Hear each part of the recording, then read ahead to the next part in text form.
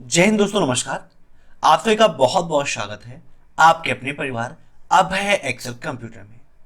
Triple C की इस revision class में आज मैं आपको उन सभी क्वेश्चंस को रिवाइज कराऊंगा जो ट्रिपल सी एग्जाम के लिए काफी ज्यादा इंपॉर्टेंट है और जिनका भी एग्जाम है उन्हें मेरी तरफ से बहुत बहुत शुभकामनाएं। All the best, best of luck. आप सभी का एग्जाम बहुत अच्छा हो और सभी लोग एस ग्रेड से ट्रिपल सी का एग्जाम टॉप करिए। एग्जाम के बाद क्वेश्चन आप हमें जरूर सेंड करिएगा। क्वेश्चन अगर आप व्हाट्सएप पर सेंड करना चाहते हैं तो हमारा व्हाट्सएप कॉन्टेक्ट है 8181871106। इसके अलावा फेसबुक या इंस्टाग्राम पर आप अभय एक्सेल कंप्यूटर सर्च करके क्वेश्चन हमें सेंड कर सकते हैं। अगर आप मेल करना चाहें तो हमारी मेल है abhayexcelcomputer@gmail.com। इसके अलावा अगर आप कमेंट बॉक्स में भी क्वेश्चंस को लिख देंगे तो वहां से भी उन क्वेश्चंस को हम ले लेंगे और अपनी क्लासेस में उन क्वेश्चंस को जरूर डिस्कस करेंगे। तो टाइम वेस्ट ना करते हुए चलिए शुरू करते हैं आज की क्लास।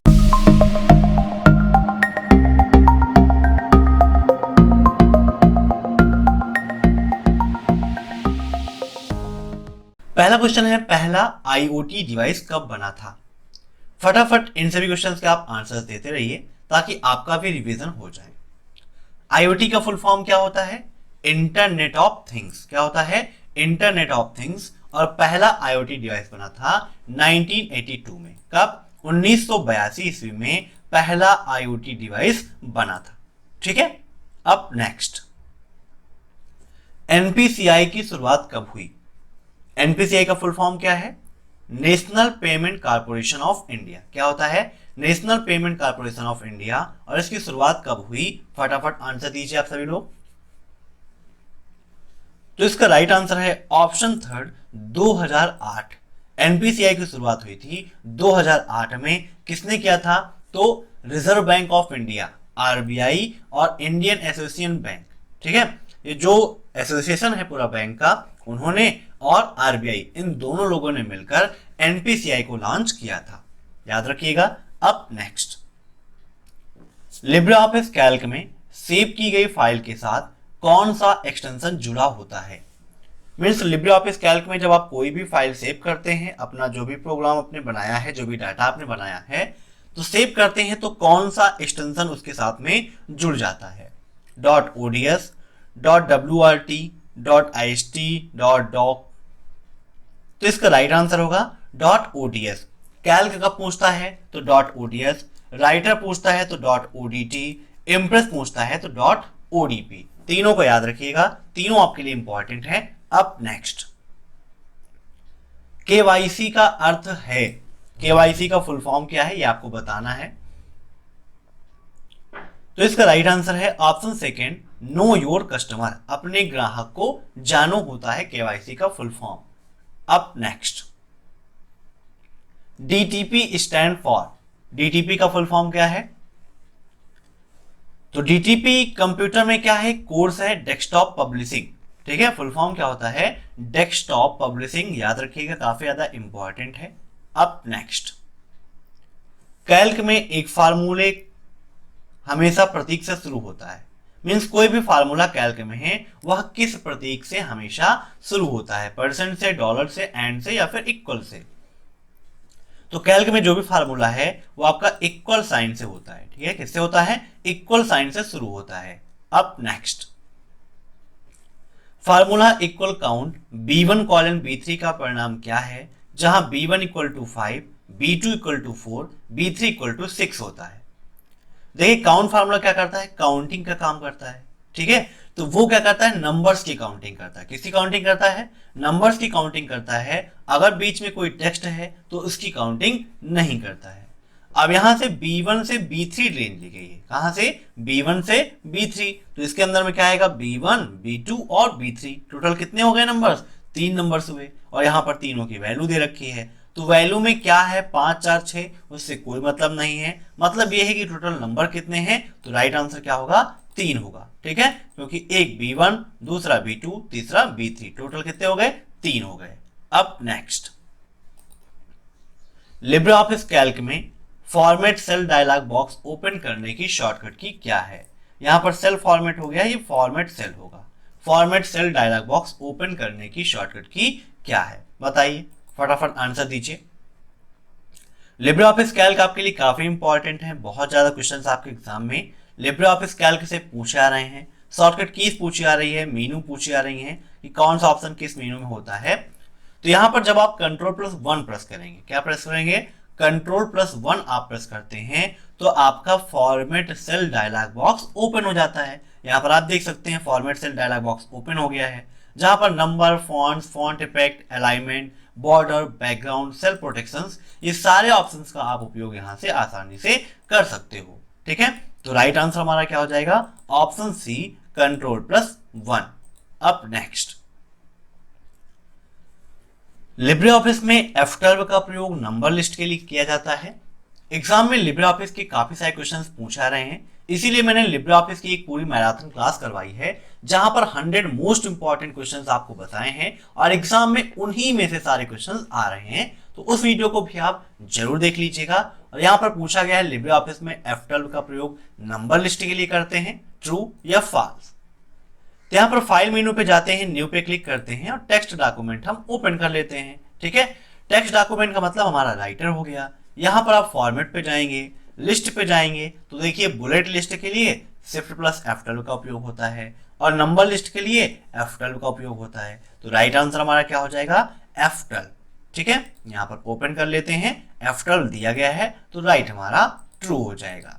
अब next, which one is used for post your opinion. अपने ओपिनियन को पोस्ट करने के लिए किसका प्रयोग करते हैं, ट्विटर, फेसबुक, इंस्टाग्राम या लिंक्डइन। तो अधिकतर में देखें अपने ओपिनियन को, ठीक है, पोस्ट करने के लिए, लोगों तक पहुंचाने के लिए हम ट्विटर का उपयोग करते हैं। ट्विटर क्या है, माइक्रो ब्लॉगिंग का एक उदाहरण है। ठीक है, अब next, Gmail is related to search engine, Google mail, Internet Explorer या सर्वर मेल। तो जीमेल का फुल फॉर्म क्या है, गूगल मेल है। तो राइट आंसर क्या हो जाएगा, ऑप्शन सेकेंड, गूगल मेल।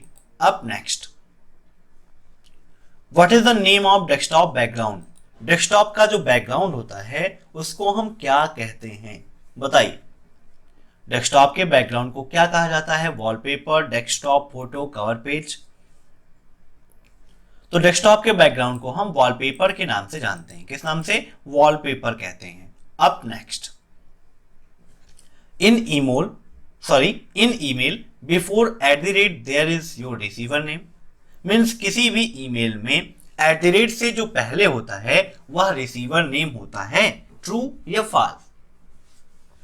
तो ईमेल के दो पार्ट हैं, पहला है आपका यूजर नेम और फिर यहां पर @ का सिंबल लग गया, फिर है आपका डोमेन नेम, ये होता है। तो जो यूजर नेम होता है इसको हम रिसीवर नेम भी कहते हैं। क्या कहते हैं, रिसीवर नेम। एग्जाम में क्वेश्चन भी आता है, क्या यूजर नेम को हम रिसीवर नेम भी कह सकते हैं, तो बिल्कुल सही है। तो यहां पर भी इसका राइट आंसर क्या हो जाएगा, ट्रू। ठीक है, क्योंकि यूजर नेम को रिसीवर नेम कहते हैं और @ से पहले ही यूजर नेम या रिसीवर नेम होता है। @ के बाद क्या है, डोमेन नेम होता है। अब नेक्स्ट, डिलीट की गई मेल कहां पर स्टोर होती है।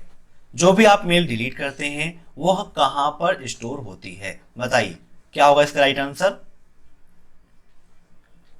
तो इसका राइट आंसर है ट्रैश।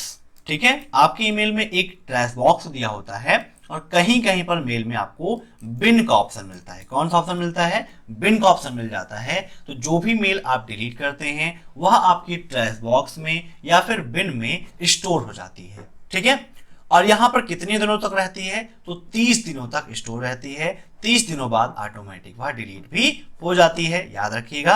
अब नेक्स्ट, NEFT RTGS से धनराशि प्राप्त कर सकते हैं, बताइए।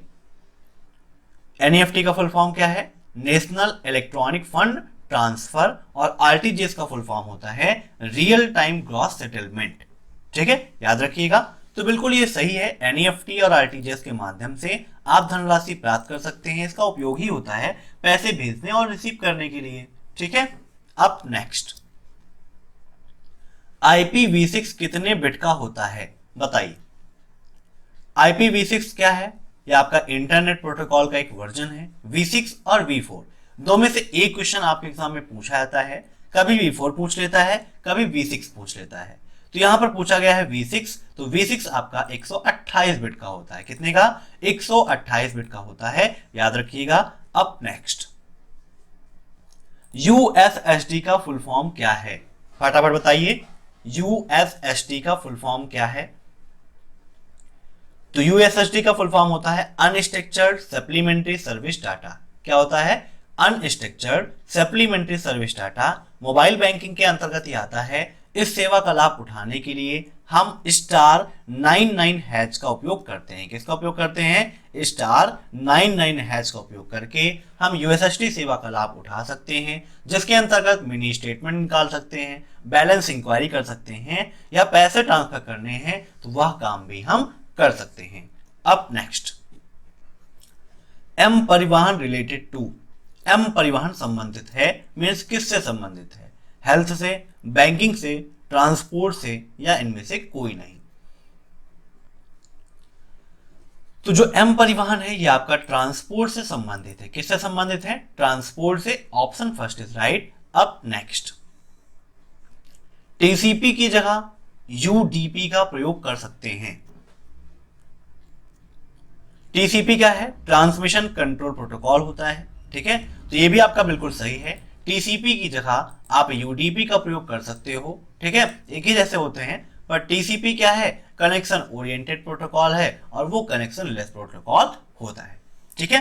तो आज की वीडियो में बस इतने क्वेश्चंस। मैं आशा करता हूं कि आपको ये वीडियो पसंद आया होगा। अगर आपको ये वीडियो पसंद आया हो तो वीडियो को लाइक जरूर करिए, और चैनल पर नए हैं तो चैनल को सब्सक्राइब जरूर करिएगा। एग्जाम के बाद क्वेश्चन आप हमें जरूर सेंड करिएगा, ताकि उन क्वेश्चंस को हम अपनी क्लासेस में डिस्कस कर सकें, और जिनका भी नेक्स्ट एग्जाम हो उनके एग्जाम में काफी हेल्प हो सके। All the best, thanks for watching my video. फिर मिलते हैं नेक्स्ट क्लास में, तब तक के लिए बाय बाय।